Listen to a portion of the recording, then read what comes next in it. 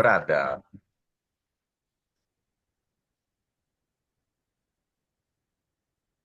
Será que agora vai, doutora Ivênia Prada? Bom dia. Bom dia. Nossa, mas essa tecnologia dá um baile na gente, né? Eu estou achando, doutora Ivênia, que é o problema do Skype que está fazendo tchau, tchau.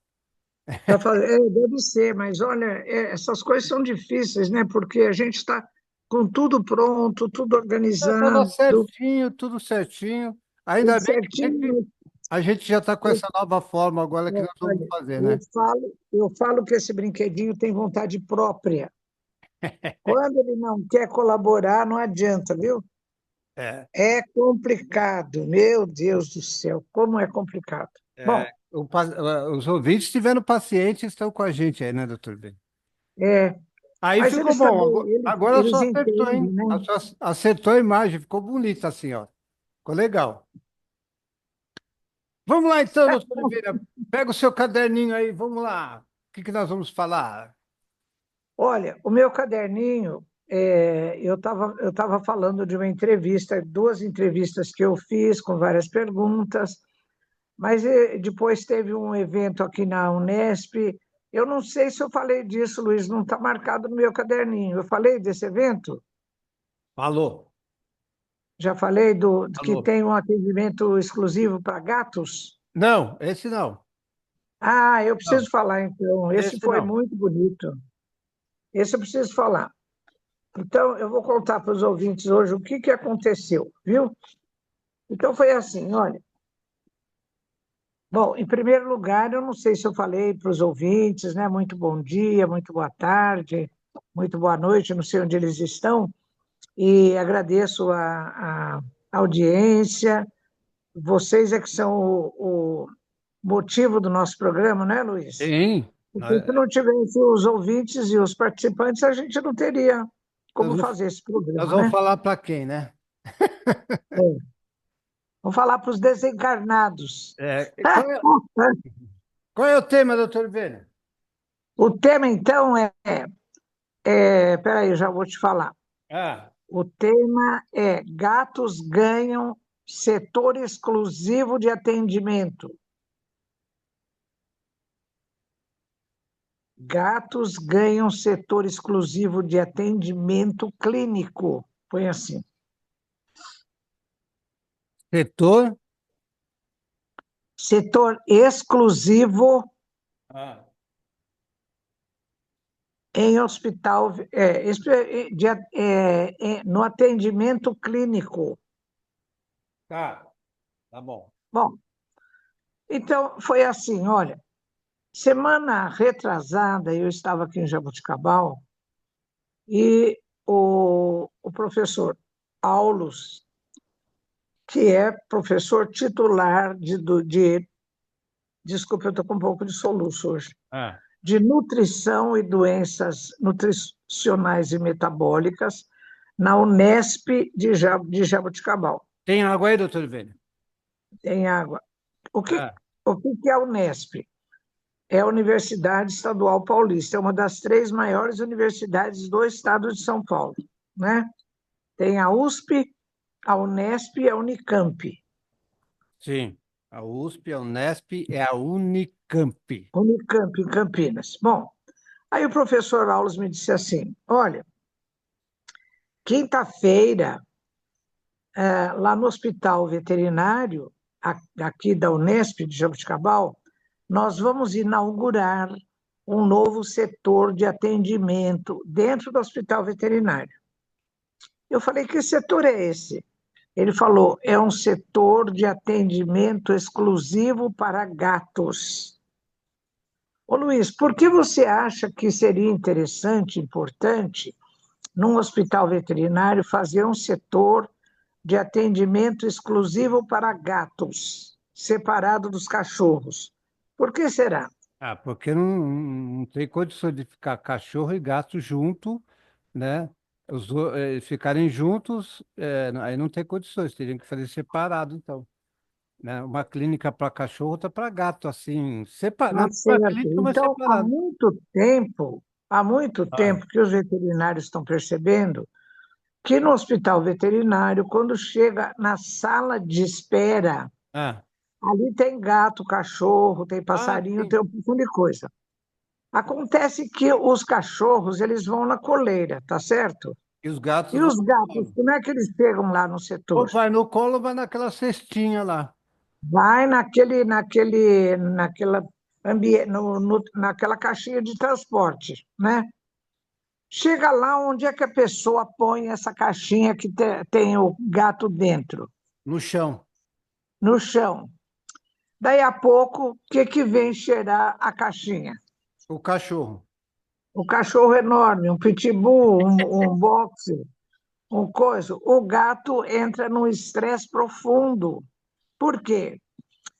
O gato ele gosta de subir. Você pode ver quando você tem gato em casa, ele sobe em cima do armário, ele sobe em cima do último armário e fica lá em cima. Por quê? É a segurança dele de observar o ambiente, não só se tem algum predador dele, como é um cachorrão, como alguma presa, um ratinho, um camundongo, alguma coisa que ele queira caçar. Agora, você põe a caixinha dele no chão, daí a pouco vem dois, três cachorrões cheirar a caixinha dele, ele está preso ali e está vendo, e tá sentindo que o predador dele tem dois ou três cheirando a caixinha dele lá. E o Bom, estresse aumenta, né? o estresse aumenta. Quando esse gato ele entra no atendimento, ele já está com a pressão alta, ele já está com aceleração do ritmo cardíaco, ele está com secreção de cortisol, ele já está com o metabolismo dele todo alterado, É. né? Então, faz tempo que o professor Aulos ele tem essa ideia de criar um setor lá no hospital veterinário exclusivo para atendimento de gato. Mas qual hospital, doutor Aí Vênia? é o hospital veterinário aqui da Unesp de Jaboticabal. É, tá dando uma Bom, ideia, né? então, aí eu fui lá, o que que eu fiz? Como eu tenho aquele programa de TV, Luiz, Ah, eu convidei o professor Aulos para ser entrevistado. Ai, meu Deus, essa cachorra não para de latir. mas nós não estamos Bom, ouvindo. aí eu convidei o professor Aulos para ser o meu convidado no programa Ah, no mês de abril, que foi dia 19 de abril. Já foi, já gravou. Então, eu fui lá fui lá assistir ao evento. Cheguei lá, eu dei uma de repórter, Luiz, você nem sabe. é mesmo?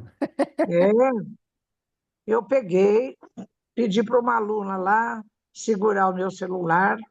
Aí, primeiro, eu fotografei a entrada, né? Entrando assim na Unesp, aquele Ah, pórtico lá com a Unesp e tal. Aí, eu cheguei lá dentro, eu fiquei, então, de costas para um painel, pedi para uma aluna segurar a câmera e gravei lá. Falei, eu sou Ervênia Prada, eu estou aqui na Unesp Jaboticabal para um evento e tal. Contei mais ou menos do que se tratava. Aí, entrei lá no salão.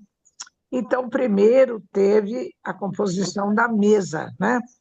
Estava o diretor da faculdade, estava o professor Aulos, o diretor do hospital veterinário, uns três ou quatro lá, e uma outra médica veterinária que também ia fazer uma palestra.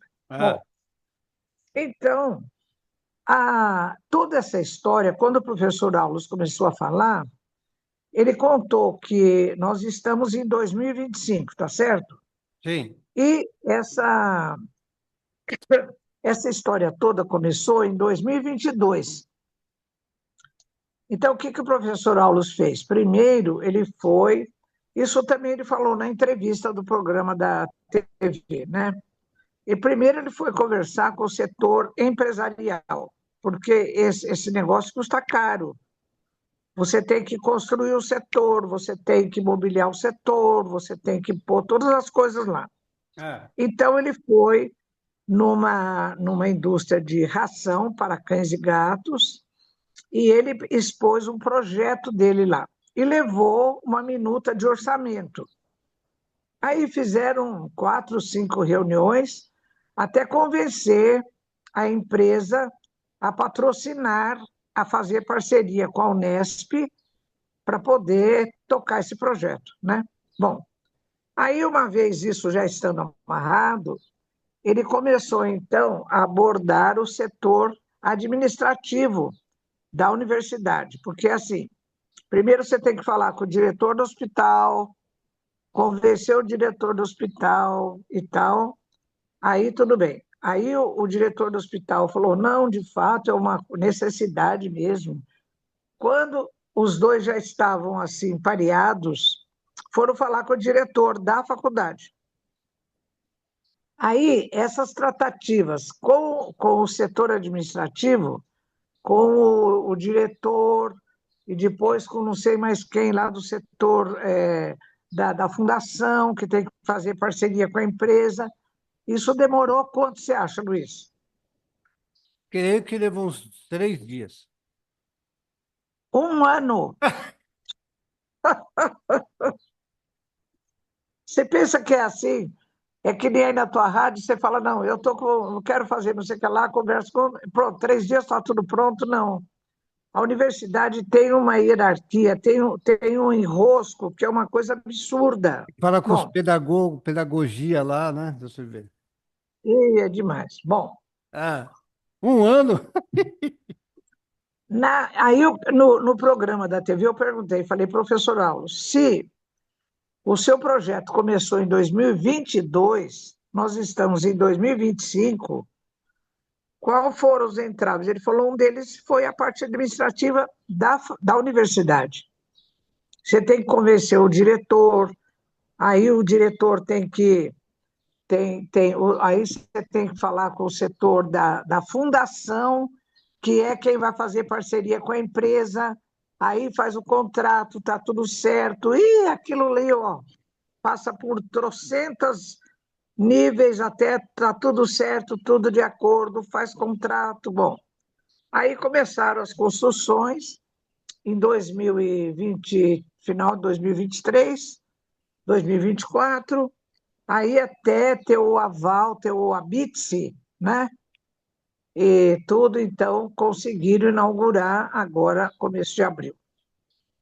Mas aí, depois, então, teve a fala do diretor, teve a palestra de uma veterinária que trabalha só com clínica de gato, ela deu umas dicas ótimas.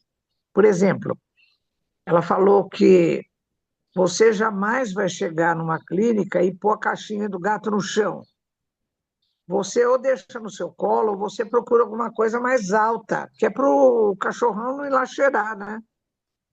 Mas ela deu muitas dicas, foi ótimo tudo. Bom, Eu vi muita é, gente colocando no colo, né? porque pelo menos no colo, vem o cachorrão, você livra ali, né? Não deixa chegar.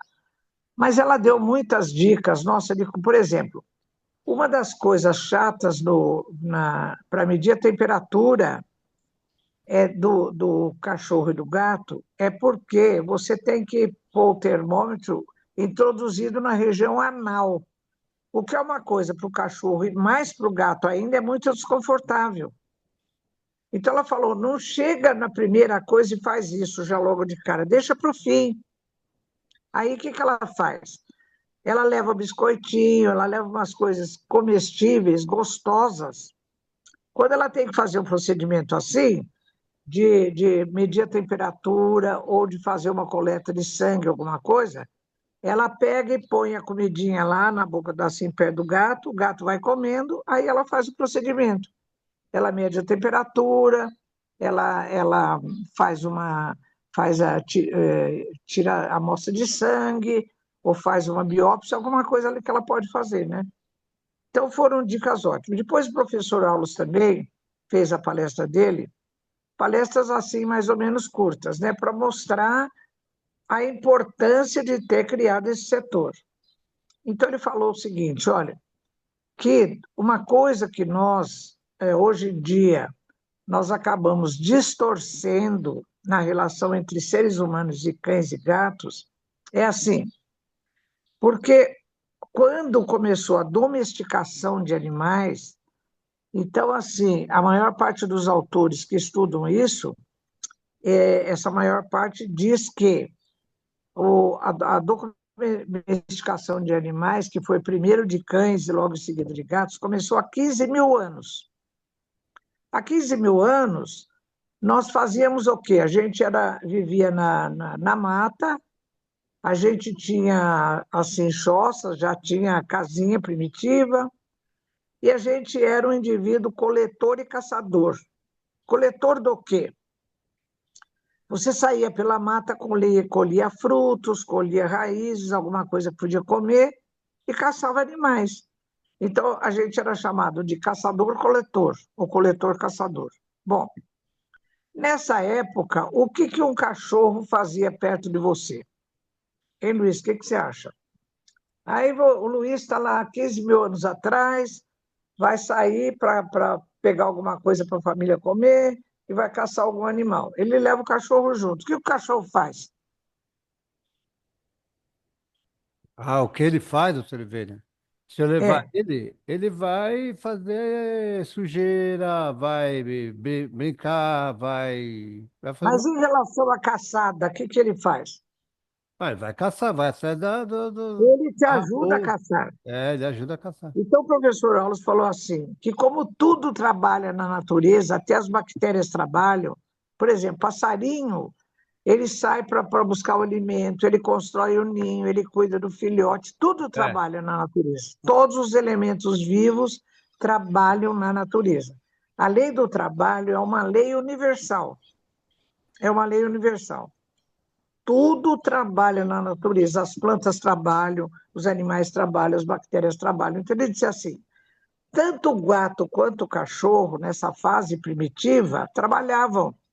O cachorro, ele vigiava a tua casa, chegava algum elemento estranho, ele latia, ele agredia, né? Defendia ali.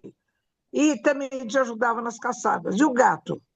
O gato, ele fazia o controle da população de ratos, de camundongo, porque assim, você chegava, você pegava as coisas e armazenava às vezes.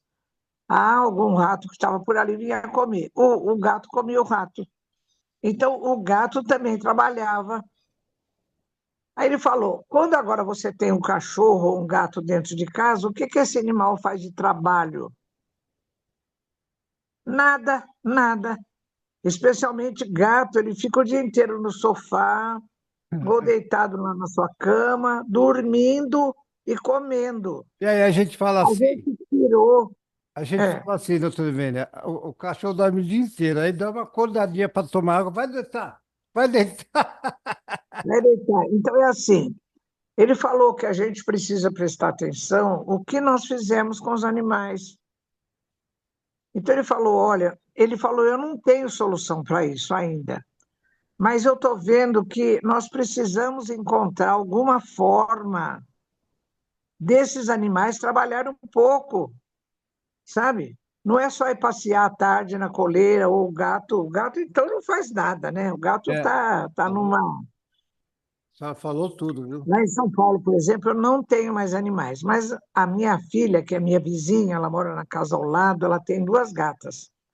Uma das gatas, quando eu chego, quando eu abro a porta de manhã, ela já vem correndo, ela já vai na porta da geladeira, por quê? Eu não tomo leite, mas eu compro leite para dar para ela. Ela já tem a cubuquinha lá, eu ponho um pouquinho de leite, ela toma o leitinho dela. Para onde ela vai? Eu tenho três sofás em casa, na sala, numa antessala do quarto de hóspedes e na sala de televisão. Eu tenho um tapetinho em cima do canto do sofá. Ela vai, ou aqui ou ali, ela deita ali, dorme o dia inteiro, inteiro. No fim da tarde é que ela levanta, ela vai me chamar para abrir a porta para ela sair para a rua e voltar para casa dela, né? Então, assim, essa gata não faz nada, nada, nada, absolutamente nada. Então, o professor Wallace falou que é muito difícil a gente continuar mantendo os animais nessa situação. Isso implica, inclusive, em adaptação do tipo de ração que você vai dar para o animal, né? Porque quando o animal ele está trabalhando, ele está correndo, ele está fazendo atividades, então ele tem que ter um alimento mais energético. Agora, se o gato vai dormir o dia inteiro no sofá, você tem que dar um alimento mais leve, porque ele vai consumir muito pouca energia. não é, Luiz? É, Olha as coisas como são, né? eu me preocupo com o cachorro, né? É. Então, ele foi falando e foi muito, muito bonito, assim, foi toda a Eu palestra estou vendo, dele. ele está preocupado em atividade com os gatos, né? Com os animais. É. Então, ele disse, olha, nós não podemos contrariar tanto as leis naturais, porque a lei do trabalho é uma lei natural, como é a lei de liberdade, como é a lei de sociedade, né? Então, ele falou, nós acabamos fazendo coisas que contrariam a lei natural, que são leis da natureza. Então, ele falou, olha, nós temos que tomar cuidado para achar soluções para esse tipo de coisa. Por exemplo, os cães que trabalham com a polícia procurando, por exemplo, droga em aeroporto, eles estão trabalhando, né, Luiz? Eles estão trabalhando. Sim. Os cães chamados farejadores, eles estão também, por exemplo, tem um terremoto, tem desaba, agora os tempos de chuva, os morros desabam, às vezes fica a pessoa soterrada, os cães vão farejando, vão e eles localizam a pessoa onde está, né? É um trabalho extraordinário que eles fazem. Então, isso aí é um tipo de trabalho, né? E outras coisas. Por exemplo, tem gente que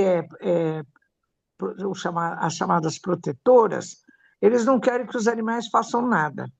Eu sou a favor de que o animal faça alguma coisa, desde que se respeite o limite de cansaço, o limite de trabalho, seja bem alimentado, seja bem tratado. Por exemplo, os cães que acompanham, que são treinados para ajudar os deficientes visuais. Eles fazem um trabalho extraordinário, extraordinário. Porque assim, o indivíduo não enxerga, ele vai atravessar uma rua, ele fica parado lá no farol, ele depende de alguém pegar no braço dele e atravessar a rua. Então, o cachorro, ele é treinado. Sabe quanto demora o treinamento de um cachorro para ajudar os deficientes visuais? 1 ano e meio, mais ou menos. Pelo menos 1 ano e meio. Ele se aproxima da pessoa, tem que haver uma empatia, ou seja, tem que haver ali o santo de um casar com o santo do outro, né, como a gente diz. Um tem que se dar bem com o outro. Então, eles vão criando uma relação afetiva, ou a pessoa vai tratando, agrada o cachorro, dá comida para ele e tal, faz companhia, e o cão são os olhos da pessoa. Mas É um trabalho dificilmente, né, doutor Oliveira? extraordinário. Dificilmente É, não dá certo, né? Sempre, né? A gente sempre está. sempre dá certo, sabe por quê? Tem vários itens que devem ser observados. A É. primeira coisa é a chamada empatia da pessoa com o cachorro e do cachorro com a pessoa.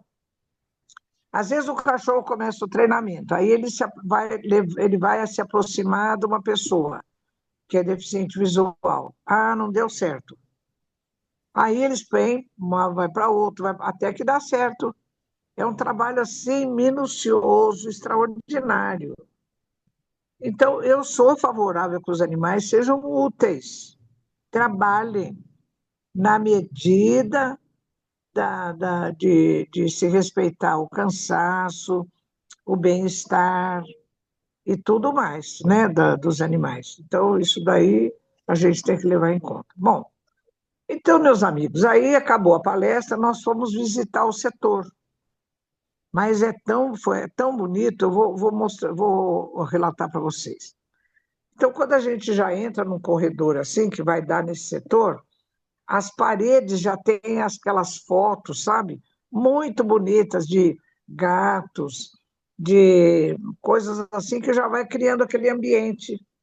A parede uma cor muito bonita, um ambiente bonito.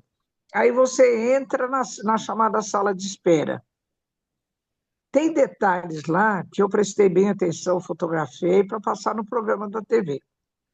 Então, é assim, primeira coisa, tem os bancos onde as pessoas vão sentar E tem umas prateleiras altas, assim, Luiz, altas, onde a pessoa vai pôr aquela caixinha de transporte do gato, não fica no chão. Ali não vai ter cachorro, mas mesmo assim, o gato gosta de ficar num lugar mais alto. As janelas são teladas. Por quê? No hospital veterinário, onde se atende gato, cachorro, passarinho, lagarto e outras coisas, tudo é aberto. Já chegou a ocasião do gato fugir da gaiola, sumir e nunca mais achar o gato. Passar pela Já janela e vai embora. aconteceu. Lá não, porque lá as janelas são teladas, elas ficam abertas, mas são teladas, tem tela. Quer dizer, ali o gato não foge para lugar nenhum, né? Bom, aí a sala, ela tem, colocaram na sala odores de feromônio. Ô Luiz, você gosta de chegar num ambiente, ele está cheirosinho, com um perfuminho gostoso? Gosta, né? O Luiz está falando que sim. Eu gosto. Bom, aí que dão os animais, eles se aproximam do contato com o outro através dos feromônios, que são odores ligados à sexualidade também. Então é assim, quando uma cachorro, uma cadela está no cio, ela tem uma secreção forte de feromônio que o macho identifica que ela está no cio, quer dizer, ela está pronta para ser coberta, fertilizada pelo sêmen do macho. Então, nesse ambiente dos gatos, o professor Aulos falou: olha, o nosso odor não sente, a nossa sensibilidade olfatória, ela não sente o cheiro do feromônio, mas o gato sente, sabe? Então, quando ele entra ali, ele já fala: oba, ele gosta do ambiente, sabe? Bom, aí ele fica ali até ser atendido. Quando ele é atendido, então tem duas salas. As paredes também são bem com fotos, muito bonito tudo lá. Bom, tem duas salas de atendimento. Quando você entra, a primeira coisa que eu notei na sala de atendimento é que não tem aquela mesa de aço inoxidável. Ô Luiz, quando você leva o seu cachorro no veterinário, quando ele vai examinar, ele não põe em cima de uma mesa de aço inoxidável? É o mais Sim. comum, não é? Que é É. fria. Não, essa mesinha onde o gato é atendido, ela tem um tapete, um negócio assim de espuma e tem uma toalha por cima, uma toalhinha. Todo gato, quando você atende outro gato, aquela mesa desinfetada, troca aquele tapetinho, troca a toalha, porque o gato tem o seu cheiro, tem as suas secreções. Então, quando ele vai embora e vem outro gato, tudo aquilo ali é limpo e troca a toalha para ficar sem cheiro nenhum. Bom, aí, Luiz, é assim: enquanto o veterinário conversa com o tutor, com o dono do gato, ele deixa aquela cestinha de transporte em cima lá da mesinha, mas abre aquela portinha, mas não puxa o gato para fora. O que ele faz? Ele deixa a portinha aberta. Aí, enquanto ele conversa, o veterinário conversa com o tutor, aí deixa o gato à vontade para sair da caixinha. E na parede, Luiz, tem várias prateleirinhas assim, uma mais alta, uma mais baixa, até bem alta. Aí o que o gato faz? Ele pega, porque quando ele vê que está tudo bem, tem o cheirinho do feromônio, quase sempre ele sai da caixinha espontaneamente. Quando ele sai da caixinha, ele já vê aquelas prateleiras na parede, o que ele faz? Ele pula na primeira, ele pula na segunda, ele vai pulando, ele fica lá em cima. Aí ele já tem a ocasião de observar o setor, que não tem nenhum cachorrão ali por perto, que está tudo bem, né? Então ele fica confortável naquele ambiente. Agora, como é que o gato vai descer de lá daquela prateleira lá em cima? Você tem alguma ideia, Luiz? Para ser examinado? Nenhuma ideia. Como que ele vai descer? Tem que pegar ele lá, né, do Silveira? Não. Aí, aquela veterinária que fez a palestra, ela já deu as dicas. Tem uma porção de quitutes que o gato adora. Então, ela tem lá os pacotinhos, o que que ela faz? Ela vai pondo nas prateleiras mais de baixo. Ah, se ele vê um biscoitinho ali, uma coisinha que ele gosta e que é própria para a alimentação dele, ele pula lá de cima para de baixo e vem vindo até chegar na mesa, que tem outro quitutinho lá, melhor ainda. Aí ele desce. Olha como tudo Olha, eu fiquei impressionada, meus amigos, porque tudo foi pensado. Todos os detalhes foram pensados. Aí o gato chega lá embaixo, aí pega o gato e agrada o gato e tal, começa a examinar. Quer dizer, nisso o veterinário já conversou com o proprietário, já sabe por que que foi lá, né? Então faz o exame do gato, mede, aí vê a pulsação dele, vê a pressão, vê isso, vê aquilo, pronto, e vai fazendo. Quer dizer, o gato ele não é estressado nem no começo, nem no meio, nem no fim. Não foi bom isso, Luiz? Maravilhoso, né? Ele vai sair de lá, Maravilhoso. ele vai, Nossa, maravilhoso. ele vai sair de lá gordo, né? Vai ser de tanto comer Sabe? os Se petiscos. tiver 10 andares, ele vai estar gordo lá. Não, tem que eu vi lá, deixa eu ver, um, dois, três, É. tem de 3 a 5 prateleirinhas lá. E na parede, quando entra assim, na parede de frente, já tem um painel com os desenhos do gato, da cara do gato e da orelha. Luiz, você sabe que você pode identificar se o gato está com dor ou se está com medo pela posição das orelhas? Não, não, não sei não. É, então tá assim. Deixa Eu eu ver até a minha aqui que eu tô, fotografei, né? deixa eu ver a minha aqui que eu tô com fome. É assim. Então eles mostram o gato quando ele está estressado ou com dor, ele põe as orelhas bem para trás, assim, bem para trás. Aliás, o cavalo também, quando ele não quer coisa, ele está com a orelha para trás, tal. Quando ele está com a orelhinha meio assim abaixada do lado, ele tá deprimido, ele tá assim diferente. Agora, quando ele está com a orelhinha em pezinha e assim na posição certa, tudo bem. Então é assim, o veterinário já está acostumado.